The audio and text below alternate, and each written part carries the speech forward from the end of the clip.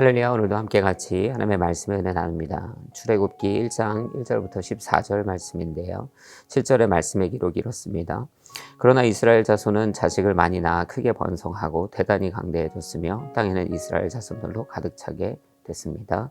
아멘. 그러면 이스라엘 백성이 애굽에 정착하게 됩니다. 그들의 계획은 아니었으나 하나님의 섭리와 인도 가운데 요셉이 먼저 보냄받았고, 요셉을 통하여 이스라엘 가족이 내려오고, 거기서부터 시작되어서 오늘 말씀의 기록처럼 번성하고 대단히 강해지는 민족으로 애굽 가운데 서게 되는 것입니다. 그리고 나서 그들이 그 애굽 땅에서 마주했던 이스라엘의 역사는 어떤 방향으로 흘러가는가? 위기의 방향으로 흘러갑니다.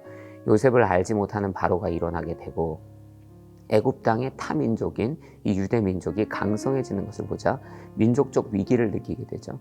그리고 나서 이 압제가 시작되는 것입니다. 그래서 출애굽의 시작은 사실은 민족적으로 보면 유대 민족의 위기입니다. 그러나 앞에 서두에서 이미 설명한 것처럼 이 위기를 마주하게 되는 출애굽, 이 유대인들의 배경을 보면 하나님의 축복이 충만했다는 것을 알 수 있습니다. 왜냐하면 오늘 말씀의 기록처럼 그들이 70명으로 내려왔으나 셀 수 없는 민족으로 부흥하여 강대해졌기 때문입니다. 여러분, 우리가 우리의 인생에서 어떤 위기의 순간을 마주할 때가 있어요. 이 이스라엘 백성이 지금 민족적 위기를 이 출애굽의 배경에서 경험하게 되는 것처럼 저와 여러분의 인생에도 위기다 하는 순간을 마주할 때가 굉장히 많습니다. 그러나 엄밀히 보면 이 위기의 순간에 이스라엘 백성이 하나님의 거대한 섭리 가운데 강대한 민족을 이루는 축복 가운데 여전히 있었던 것처럼 저와 여러분이 위기의 순간이라 느끼는 그때도 하나님의 우리를 향한 섭리, 우리를 향한 축복, 우리를 향한 인도는 멈추지 않는다라는 사실을 믿을 줄 알아야 한다는 것이죠. 그것이 하나님을 향한 우리의 믿음입니다.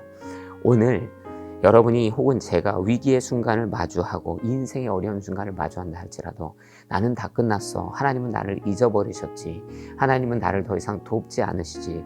나는 하나님의 장중 가운데 그분의 섭리 가운데 도움받고 있지 않는구나 라고 좌절할 것이 아니라 그럼에도 불구하고 오늘을 있게 하신 하나님의 은혜, 여전히 함께 하시는 하나님의 손길, 이토록 위기에 처할 수밖에 없을 만큼 나라를 강대하게 만들어주시는 하나님의 은혜, 이러한 출애굽의 은혜를 기억하면서 하나님 이 위기 가운데도 여전히 나를 붙드시고 인도하시고 역사하시고 축복하시고 하나님의 섭리 가운데로 인도하시는 주님을 믿는 믿음 안에 흔들리지 않고 살아가게 하옵소서. 우리가 그러한 믿음으로 고백하고 살 수 있는 저와 여러분이 되시기를 주의 이름으로 축복합니다. 기도하겠습니다. 사랑해 주님 감사합니다. 오늘도 삶의 위기와 어려움들을 마주합니다.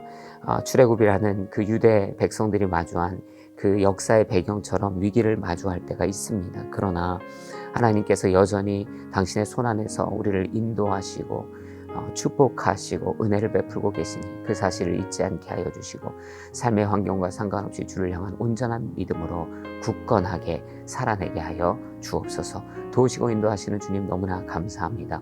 모든 영광을 주님 앞에 올려드리며 예수 그리스도의 이름으로 기도드렸습니다. 아멘.